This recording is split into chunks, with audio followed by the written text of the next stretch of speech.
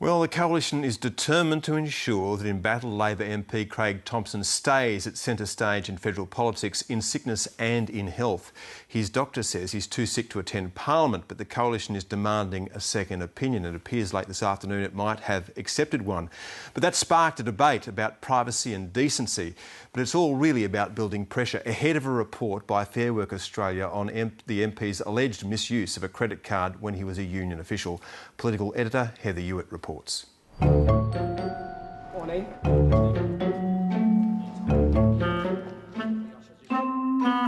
I simply note that Mr Thomson had appendicitis last August. Apparently he had appendicitis last Tuesday, and we'd like to know before we grant a pair that he has a genuine medical ongoing condition.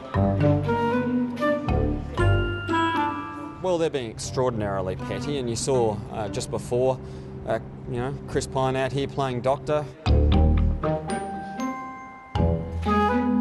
The start of the last parliamentary sitting week before the May budget, and MPs are scrapping over the weighty question of whether Labor member Craig Thomson has appendicitis or not. It is extraordinary, the behaviour of the opposition. It seems that there's no form of behaviour or convention or standards of which the opposition isn't prepared to play political games with. I'm not quite sure what the Coalition is wanting in the future in terms of further and better particulars of an MP's ill health. I mean, do we really want to know if an honourable member has a bad case of hemorrhoids, for instance? As a former medical practitioner, I would say question medical certificates at your peril. Any medico that provides a sick certificate to a finely balanced parliament will have to realise that that medical certificate will be subject to more than usual scrutiny. That certainly appears to be the case for Craig Thomson, who's under investigation for alleged improper conduct during his time as a union official. He also happens to be helping Labor hang on to minority government by a thread. So the opposition has upped the ante, apparently not convinced by a doctor's sick note for the Labor backbencher. They'd grant him a pair in the Parliament today, so the government wouldn't be down a vote, but wanted a second opinion before granting him one for the week. But the Coalition intends to have some real evidence of his ongoing medical condition. I would suggest that any employer can rely on a doctor's certificate. The medical practitioner stakes his reputation on the document that he supplies. I do believe that if this was any other member of the caucus seeking leave, we wouldn't have had a problem this week. This is all about Craig, and I say Craig's entitled to procedural fairness. The opposition is treading in tricky territory if it considers medical certificates can't be trusted and MPs are no longer allowed to get sick, even if they are after Craig Thomson's scalp. By question time in the House of Representatives this afternoon, the strategy had become clearer.